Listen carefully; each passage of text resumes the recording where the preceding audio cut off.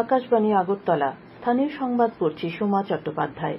এখনকার বিশেষ বিশেষ খবর হল, রাজ্য সরকারের বিভিন্ন দপ্তরে 469টি পদে লোক নিয়োগের জন্য রাজ্য মন্ত্রিসভার বৈঠকে সিদ্ধান্ত গৃহীত। প্রধানমন্ত্রী নরেন্দ্র মোদী প্রায় 9 কোটি 26 লক্ষ সুবিধাভোগী কৃষকের জন্য 20,000 কোটি টাকারও বেশি প্রধানমন্ত্রী কিষাণ সম্মান নিধি যোজনার 17তম কিস্তি প্রদান করলেন। লাগাতার ভারী বর্ষণের ফলে মেঘালয়ের 6 নম্বর জাতীয় সড়কে একাধিক স্থানে ফের ধস পড়েছে। রাজ্যভিত্তিক সিনিয়র ক্রিকেটে প্লেট গ্রুপে আজকের ম্যাচগুলিতে জিরানিয়া, বিলোনিয়া, তেলিয়ামুড়া এবং লংতরাই ভ্যালি জয়ী হয়েছে। রাজ্য সরকারের বিভিন্ন দপ্তরে 469টি পদে লোক নিয়োগের জন্য রাজ্য মন্ত্রিসভার বৈঠকে সিদ্ধান্ত গৃহীত হয়েছে। আজ সচিবালয়ে এক সাংবাদিক সম্মেলনে খাদ্যমন্ত্রী সুশান্ত চৌধুরী একথা জানিয়ে বলেন, 469টি পদের জন্য স্বাস্থ্য পরিবার কল্যাণ দপ্তরে 226 জন general duty medical officer grade 4, super speciality medical officer grade 3 16টি পদ, 172 জন স্পেশালিস্ট মেডিকেল অফিসার গ্রেড 4 এবং অগ্নি নির্বাপক ও জরুরি পরিষেবা দপ্তরের অধীনে 49 জন সাব অফিসার গ্রুপ সি পদে লোক নিয়োগ করা হবে। এই সবগুলি পদে লোক নিয়োগ প্রক্রিয়া টিপিএসসির মাধ্যমে সম্পন্ন করা হবে। তাছাড়াও খাদ্য ও জনসম্ভরণ দপ্তরের অধীনে 6 জন food sub inspector group C পদে লোক নিয়োগ করার সিদ্ধান্ত নেওয়া হয়েছে। এই 6টি পদের নিয়োগ প্রক্রিয়া জিআরবিটির মাধ্যমে সম্পন্ন করা হবে। সাংবাদিক সম্মেলনে খাদ্যমন্ত্রী আরও জানান, মন্ত্রিসভার বৈঠকে কেন্দ্রীয় সরকারের পরামর্শে Nischintapur railway station, Sabroom ICP ও আগরতলা এমবিবি এয়ারপোর্টের ইমিগ্রেশন চালু করার সুবিধার্থে রাজ্যের অবসরপ্রাপ্ত 67 জন পুলিশ অফিসারকে পুনর্নিয়োগ করার সিদ্ধান্ত নেওয়া হয়েছে। প্রধানমন্ত্রী নরেন্দ্র মোদী আজ বারাণসীতে আয়োজিত এক অনুষ্ঠানে প্রত্যক্ষ সুবিধা হস্তান্তরের মাধ্যমে প্রায় 9 কোটি 26 লক্ষ সুবিধাভোগী কৃষকের জন্য 20,000 কোটি টাকারও বেশি প্রধানমন্ত্রী কিষাণ সম্মান নিধি যোজনার 17তম কিস্তি প্রদান করলেন। তিনি স্বনির্ভর গোষ্ঠীর 30,000-এরও বেশি মহিলাকে কৃষি সখী হিসেবে শংসাপত্র প্রদান করেন। অনুষ্ঠানে প্রধানমন্ত্রী বলেন, 21 শতকের বিশ্বে ভারতকে সর্বোচ্চ শিখরে পৌঁছতে কৃষির একটি বিরাট ভূমিকা রয়েছে। তাই প্রধানমন্ত্রী কিষাণ সম্মান নিধি যোজনার মাধ্যমে কৃষকদের উৎসাহ দেওয়া হচ্ছে। প্রধানমন্ত্রী নরেন্দ্র মোদী গ্রাম পঞ্চায়েত প্রধানদের যোগব্যায়াম এবং বাজরা সম্পর্কে সচেতনতা ছড়িয়ে দিতে সামগ্রিক স্বাস্থ্যকে একটি জন আন্দোলনে পরিণত করার আহ্বান জানিয়েছেন।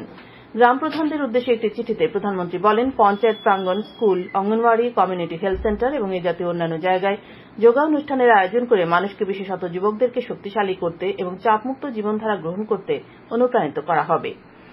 10ম আন্তর্জাতিক যোগ দিবসের জন্য গ্রাম পঞ্চায়েতের সমস্ত নাগরিকদের শুভেচ্ছা জানিয়ে প্রধানমন্ত্রী যোগের বিশ্বব্যাপী প্রভাব এবং মানুষের জীবনে এর ইতিবাচক প্রভাবের প্রমাণ হিসেবে এই দিনটিকে উদযাপন করার আহ্বান জানিয়েছেন। এবছরের থিম নিজের এবং সমাজের জন্য যোগা একটি সুস্থ জাতি গঠনে সরকারের প্রচেষ্টাকে আরও জোরদার করবে বলে তিনি আশা ব্যক্ত করেন। প্রধানমন্ত্রী উল্লেখ করেন, যোগব্যায়াম যেমন শরীর ও মনের জন্য অপরিহার্য, তেমনি সুপারফুড যেমন বাজরা, যা শ্রী আন্না নামেও পরিচিত, পুষ্টির মাধ্যমে সুস্বাস্থ্যের প্রচার করে।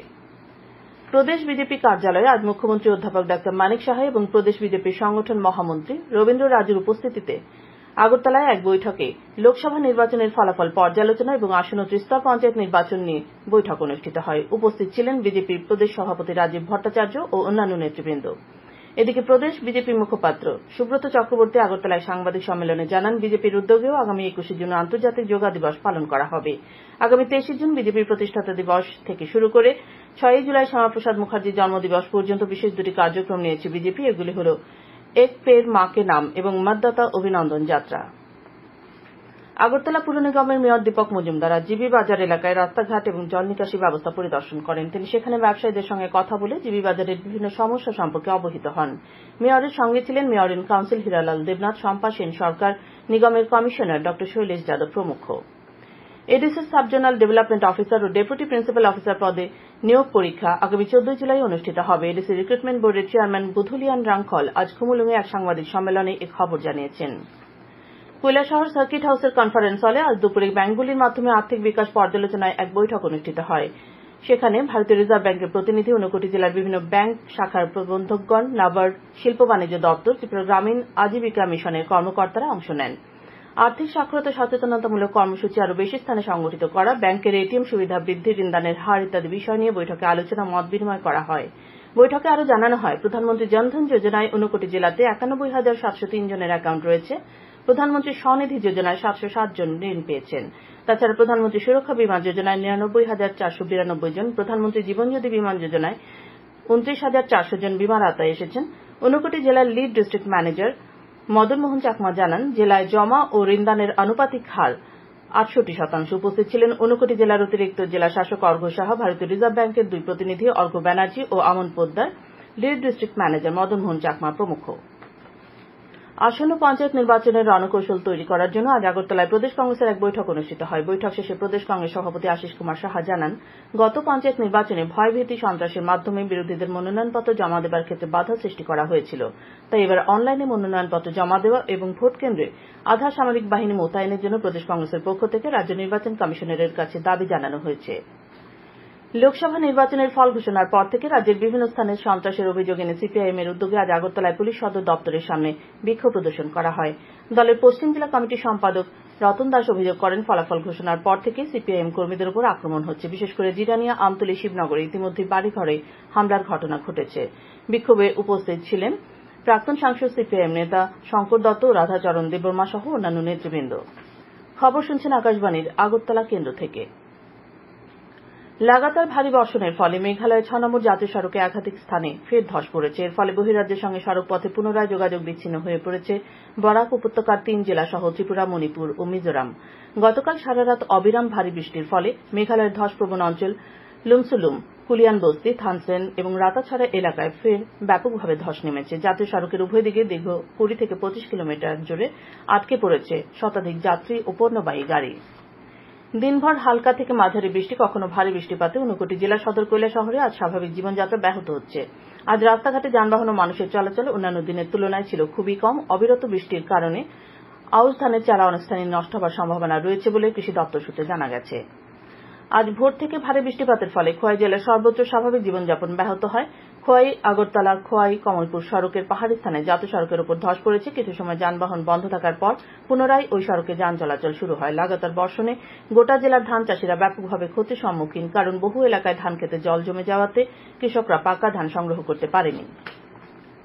তৃষ্ণা অভয়ারণ্য এলাকার রাধানগর, দক্ষিণ কৃষ্ণপুর ও ডিমাতলী এলাকায় অভিযান চালিয়ে বেআইনিভাবে লাগানো ১২০০ রাবার গাছের চারা নষ্ট করেছে বন দপ্তরের কর্মীরা। আজকের অভিযানে নেতৃত্ব দেন তৃষ্ণা অভয়ারণ্যের সহকারী বন্যপ্রাণী সংরক্ষক সুকান্ত সরকার। তিনি জানান, ভারতীয় বন আইন ১৯৮৭ এবং বন্যপ্রাণী সুরক্ষা আইন ১৯৭২ মূলে আজ এই অভিযান চালানো হয়।